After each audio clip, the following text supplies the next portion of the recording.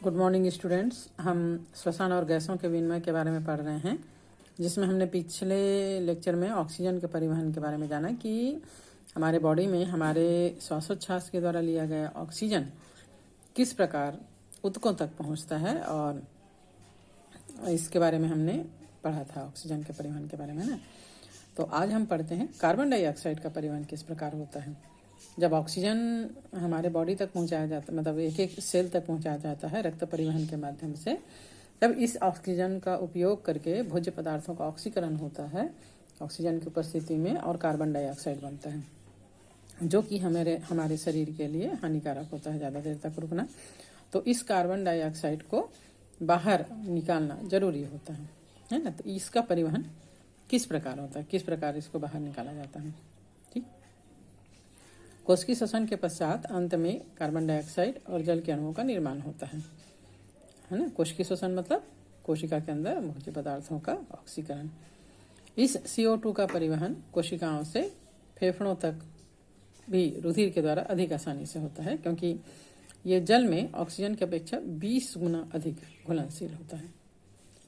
रुधिर आयतन के अनुसार 50 से 60% कार्बन डाइऑक्साइड को ले जाने की क्षमता रखता है, लेकिन मनुष्य में 100 मिलीलीटर रुधिर सिर्फ 4 मिलीलीटर कार्बन डाइऑक्साइड का परिवहन कर सकता है। तब कार्बन डाइऑक्साइड का परिवहन रुधिर के द्वारा कोशिकाओं से फेफड़ों के श्वसन तल तक जिस प्रकार किया जाता है, उनमें से पहला है कार्बेमिनो यौगिक के रूप में अथवा हीमोग्लोबिन के साथ संयुक्त रूप में। कार्बन डाइऑक्साइड का लगभग 23% भाग परिवहन हीमोग्लोबिन का जो अणु होता है रक्त में, उसके NH2 समूह के संयोजन के फलस्वरूप कार्बेमिनो हीमोग्लोबिन के रूप में या प्लाज्मा प्रोटीन के संयोजन के परिणाम स्वरूप कार्बेमिनो प्रोटीन के रूप में संपन्न होता है, क्योंकि प्रोटीन्स जो है वो ऑक्सीकरण के फलस्वरूप NH2 एमिनो ग्रुप और COH कार्बोक्सिल ग्रुप बनाता है। ठीक, जैसे कि यहाँ पर आपके समीकरण में दिखाया गया है, CO2 plus H2O carbonic anhydrase enzyme की उपस्थिति में H2CO3 और CO3 में बदलता है, और कार्बनिक एनहाइड्रेज जो है वो HCO3 प्लस हाइड्रोजन आयन के रूप में बदलता है। इस प्रकार ये कार्बोनेट्स के रूप में भी है ना रक्त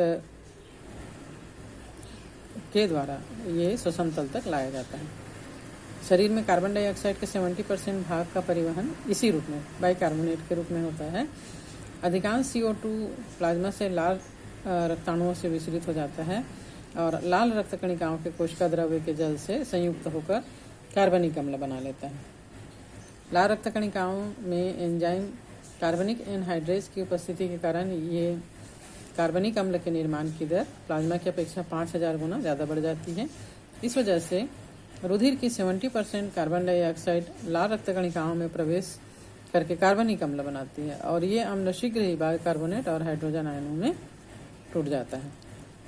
ठीक, जैसे यहाँ पे हमने समीकरण में देखा, अधिकांश हाइड्रोजन आयन हीमोग्लोबिन से संयुग्म हो जाता है, जुड़ जाता है, और इससे रुधिर का जो pH है वो 7.4 स्थिर रहता है।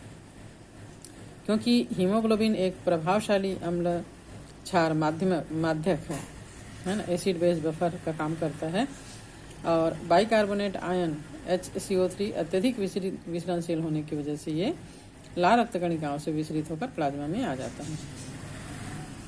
इस समय रुधिर का सामान्य pH और विद्युत तटस्थता बनाए रखना भी आवश्यक होता है। इसलिए जितने बाइकार्बोनेट आयंस लाल रुधिराणु से प्लाज्मा में आते हैं, उनकी पूर्ति करने के लिए उतने ही क्लोराइड्स लाल रुधिराणु के कोशिका द्रव्य में पहुंच जाते हैं। इस क्रिया को हेमबर्गर प्रक्रिया या क्लोराइड शिफ्ट कहा जाता है। बाइकार्बोनेट आयंस रुधिर प्लाज्मा में उपस्थित सोडियम और पोटेशियम आयनों से मिलकर क्रमशः सोडियम और पोटेशियम बाइकार्बोनेट का निर्माण कर देते हैं। Sodium ion plus HCO3 is equal to NaHCO3, और potassium ion K plus HCO3 KHCO3 के रूप में ये बाइकार्बोनेट श्वसन तल तक रक्त प्लाज्मा के द्वारा पहुंच जाते हैं, और वहां पर विपरीत दिशा में प्रतिक्रियाएं होती है, जिससे CO2 मुक्त होकर फेफड़ों में चले जाता है। प्लाज्मा में घुली अवस्था में अथवा भौतिक विलयन के रूप में भी कार्बन डाइऑक्साइड का परिवहन होता है। कार्बन डाइऑक्साइड प्लाज्मा में ऑक्सीजन की अपेक्षा 20% अधिक घुलनशील होते हैं। रुधिर प्लाज्मा के जल से क्रिया करके CO2 कार्बनिक अम्ल बनाती है। इस अवस्था में CO2 का सिर्फ 7% भाग ही संवहन होता है। ठीक, CO2 प्लस H2O तो H2CO3 कार्बनिक अम्ल के रूप में। इस प्रकार कार्बन डाइऑक्साइड का परिवहन होता है कोशिकाओं से श्वसन तल तक। ओके, देन श्वसन का नियंत्रण या रेगुलेशन ऑफ रेस्पिरेशन। श्वसन का विकार या नियमन या रेगुलेशन ऑफ रेस्पिरेशन की बात करें तो मानव में अपने शरीर के ऊतकों की मांग के अनुसार श्वसन की लय को संतुलित और स्थिर बनाए रखने के लिए एक महत्वपूर्ण क्षमता पाई जाती है ना। एक नियमित रूप से जितने भी मानव को, मतलब एक मनुष्य को जितने ऑक्सीजन की आवश्यकता है और जितना कार्बन डाइऑक्साइड बन रहा है उसको बाहर निकालना, ये बहुत सारी चीज़ों के द्वारा नियमित किया जाता है, नियंत्रित किया जाता है। मुख्य रूप से यह नियमन तंत्रिका तंत्र के द्वारा संपन्न होता है। मस्तिष्क के मेडुला ऑब्लोंगेटा के क्षेत्र में एक विशिष्ट श्वसन केंद्र होता है जो मुख्य रूप से श्वसन के नियमन के लिए उत्तरदायी होता है। इसके द्वारा श्वसन का नियमन किया जाता है, मतलब नियंत्रण किया जाता है, रेगुलेट किया जाता है।